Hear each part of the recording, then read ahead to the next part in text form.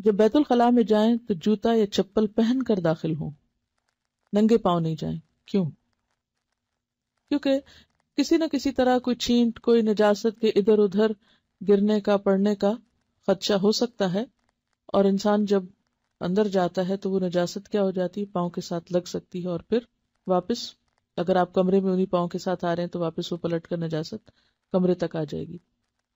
یعنی بعض اوقات بچوں کو آپ نے دیکھا ہوگا کہ فوراً واش روم میں جاتے ہیں اور ادھر ادھر کموڈ بھی گندا کیا اور فوراً باہر نکل آئے، اور کپڑوں کے ساتھ بھی غلاظت لگی ہوتی ہے اور پاکی ناپاکی کا کوئی خیال نہیں رکھتے۔ تو جیسے 7 سال کی عمر میں نماز کے لیے کہا جائے تو 7 ان چیزوں کا بتایا جائے۔ بعض اوقات یہ ہوتا ہے کہ گھر سے باہر جیسے اسکول وغیرہ میں اگر پانی کا انتظام نہیں تو عام طور پر مشکل ہوتی ہے، لیکن پھر بھی کوشش یہی کی جائے کیونکہ ناپاک جسم کے ساتھ عبادت نہیں ہوتی، ناپاک کپڑوں کے ساتھ نماز نہیں ہوتی، تو اس صورت میں پوری احتیاط کی جائے پاکی حاصل کرنے کی۔ جوتا پہننے سے پہلے جھاڑ لیجیے، خاص طور پر جو لوگ ایسی جگہوں پہ رہتے ہیں جہاں پر بند گھر نہیں ہے اور کیڑے مکوڑوں کے اندر باہر آنے جانے کا خدشہ ہے، کیونکہ جوتا ایک گندی چیز ہے، ایسی چیز ہے کہ جس میں کیڑے مکوڑے جو ہیں وہ آسانی سے جا کر اپنی غذا تلاش کر سکتے ہیں، تو اس لیے جھاڑ کر جوتا پہنیں، خصوصاً اگر وہ بند جوتا ہو تو۔ داخل ہونے سے پہلے یہ دعا پڑھی، اندر جا کر نہیں، داخل ہونے سے پہلے باہر ہی پڑھ لیں،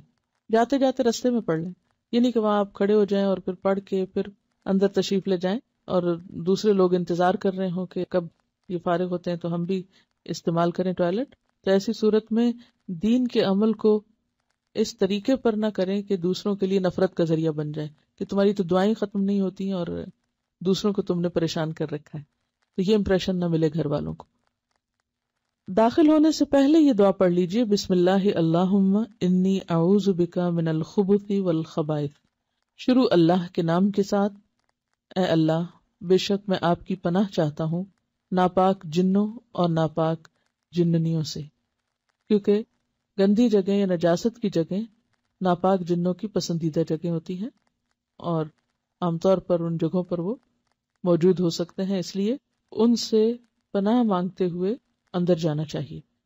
آپ کو معلوم ہے کہ جادو وغیرہ کے جتنے بھی اعمال ہوتے ہیں وہ عموماً گندی چیزوں کے ساتھ ہوتے ہیں۔ بیت الخلاء میں داخل ہوتے وقت پہلے بایاں پاؤں اندر رکھیے، یعنی لیفٹ پاؤں کو اندر لے جائیں گے اور نکلتے وقت پھر رائٹ باہر نکالیں گے۔ بیت الخلاء سے نکلتے وقت پہلے دایاں پاؤں باہر نکالیے اور باہر آنے کے بعد یہ دعا پڑھیے، غفرانک، آپ سے بخشش طلب کرتا ہوں۔ سوال آپ سے یہ ہے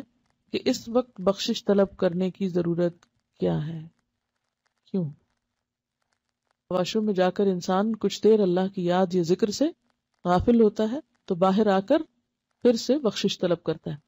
یہ ہے کہ وہ وقت جو ہمارا ذکر سے خالی گزرے وہ نقصان ہو گیا نا، تو اس کی کمی کو پورا کرنے کے لیے پھر کیا چیز فائدہ مند ہے؟ استغفار۔